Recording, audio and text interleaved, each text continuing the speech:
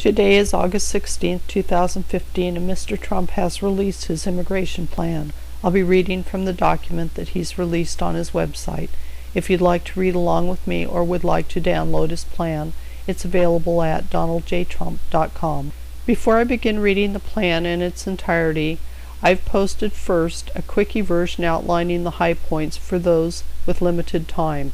If you seek further details, you may listen to the full video or refer to Mr. Trump's website at donaldjtrump.com.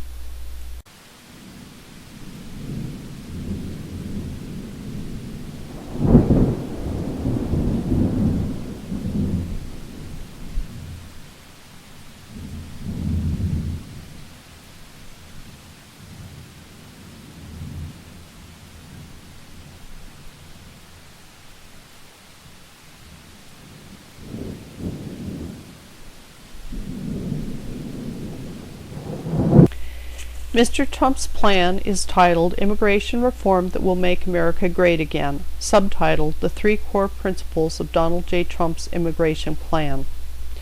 When politicians talk about immigration reform, they mean amnesty, cheap labor, and open borders. The Schumer-Rubio immigration bill was nothing more than a giveaway to the corporate patrons who run both parties.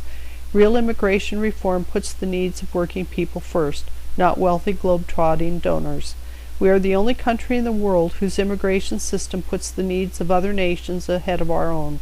This must change. Here are the three core principles of real immigration reform. 1. A nation without borders is not a nation. There must be a wall across the southern border. 2. A nation without laws is not a nation. Laws passed in accordance with our constitutional system of government must be enforced. 3. A nation that does not serve its own citizens is not a nation. Any immigration plan must improve jobs, wages, and security for all Americans. Make Mexico pay for the wall. For many years, Mexico's leaders have been taking advantage of the United States by using illegal immigration to export the crime and poverty in their own country, as well as in other Latin American countries. They have even published pamphlets on how to illegally immigrate to the United States. The cost for the United States has been extraordinary. U.S. taxpayers have been asked to pick up hundreds of billions in healthcare costs, housing costs, education costs, welfare costs, etc. Indeed, the annual cost of free tax credits alone paid to illegal immigrants quadrupled to $4.2 billion in 2011. The effects on job seekers have also been disastrous, and black Americans have been particularly harmed. The impact in terms of crime has been tragic. In recent weeks, the headlines have been covered with cases of criminals who crossed our border illegally only to go on to commit horrific crimes against Americans. Most recently, an illegal immigrant from Mexico with a long arrest record is charged with breaking into a 64-year-old woman's home, crushing her skull and eye sockets with a hammer, raping her and murdering her. The police chief in Santa Maria says the blood trail leads straight to Washington. In 2011, the Government Accountability Office found that there were a shocking 3 million arrests attached to the incarcerated alien population, including tens of thousands of violent beatings, rapes, and murders. Meanwhile, Mexico continues to make billions on not only our bad trade deals, but also relies heavily on the billions of dollars in remittances sent from illegal immigrants in the United States back to Mexico, $22 billion in 2013 alone. In short, the Mexican government has taken the United States to the cleaners. They are responsible for this problem, and they must help pay to clean it up. The cost of building a permanent border wall pales mightily in comparison to what American taxpayers spend every single year on dealing with the fallout of illegal immigration on their communities, schools, and unemployment offices.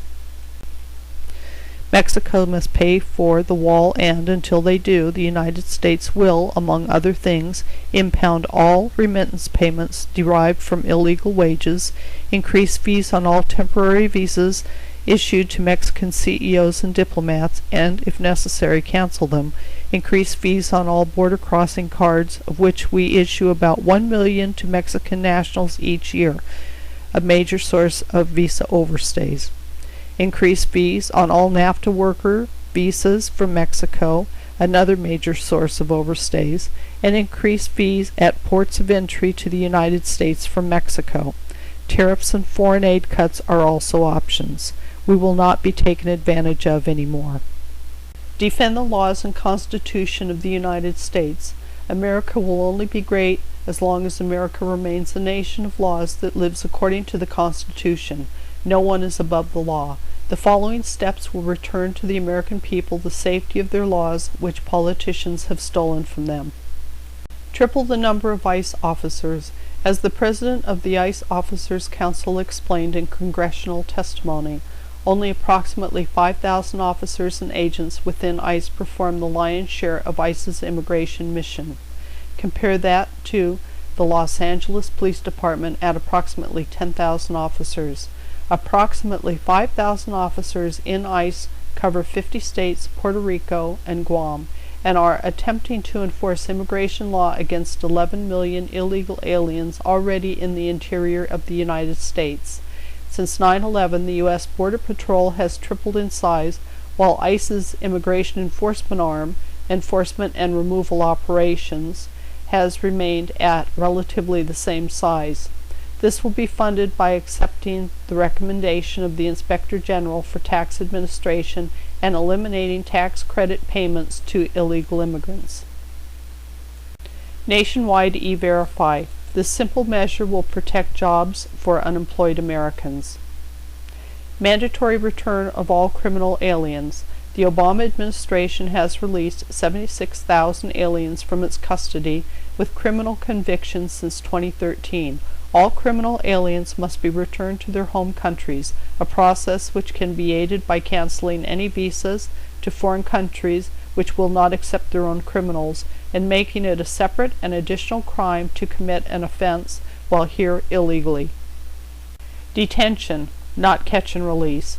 Illegal aliens apprehended crossing the border must be detained until they are sent home, no more catch and release.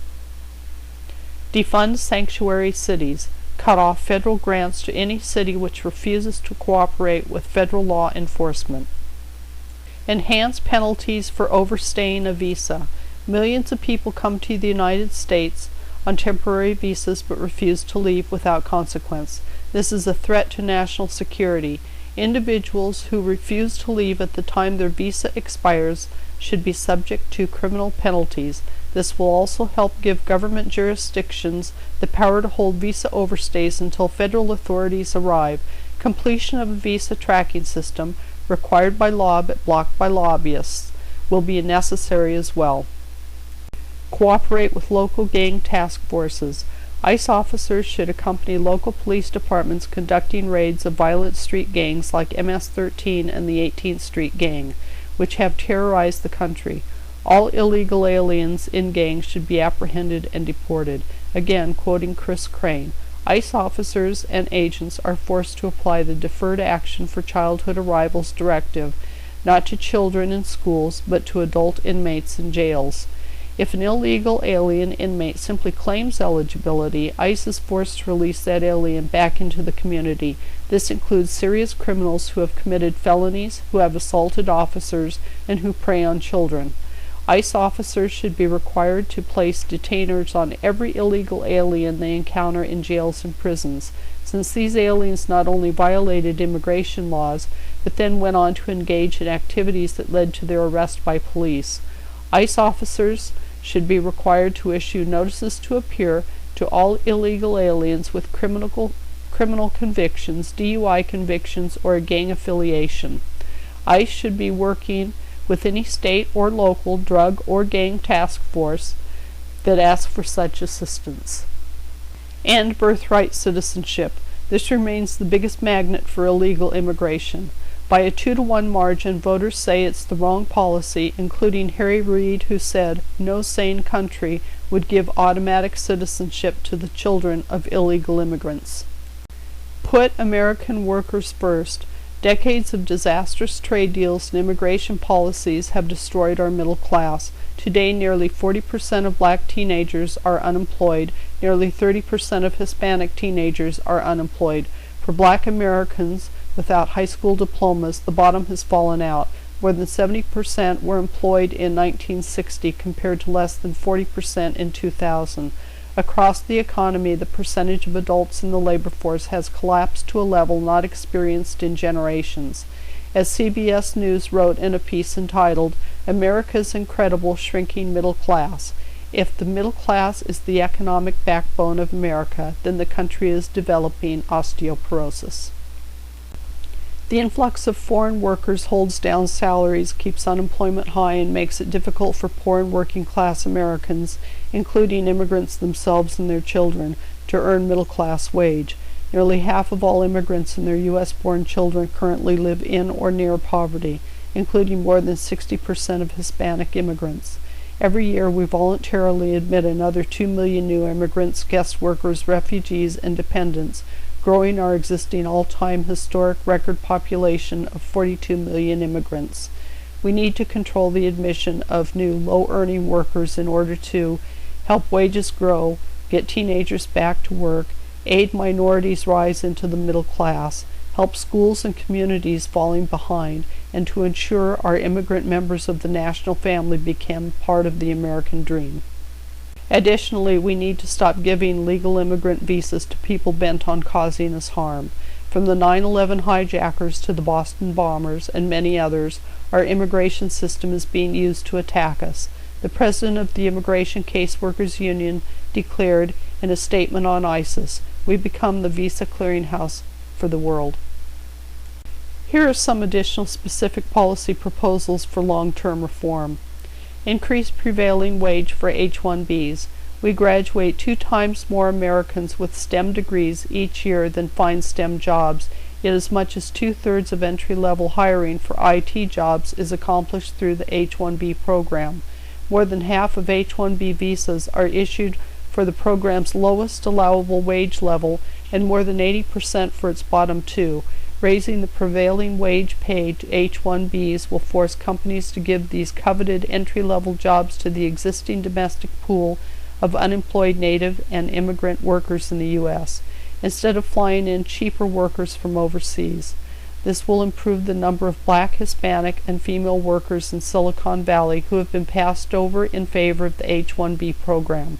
Mark Zuckerberg's personal senator, Marco Rubio, has a bill to triple H-1Bs that would decimate women and minorities. Requirement to hire American workers first. Too many visas like the H-1B have no such requirement. In the year 2015, with 92 million Americans outside the workforce and incomes collapsing, we need the companies to hire from the domestic pool of unemployed. Petitions for workers should be mailed to the unemployment office, not USCIS. End welfare abuse. Applicants for entry to the United States should be required to certify that they can pay their own housing, health care, and other needs before coming to the United States. Jobs program for inner-city youth. The J-1 visa jobs program for foreign youth will be terminated and replaced with a resume bank for inner-city youth provided to all corporate subscribers to the J-1 visa program. Refugee program for American children. Increase standards for the admission of refugees and asylum seekers to crack down on abuses. Use the money saved on expensive refugee programs to help place American children without parents in safer homes and communities, and to improve community safety in high-crime neighborhoods in the United States. Immigration moderation. Before any new green cards are issued to foreign workers abroad, there will be a pause where employers will have to hire from the domestic pool of unemployed immigrant and native workers. This will help reverse women's plummeting workplace participation rate, grow wages, and allow record immigration levels to subside to more moderate historical averages. This concludes Donald Trump's plan for immigration reform that will make America great again.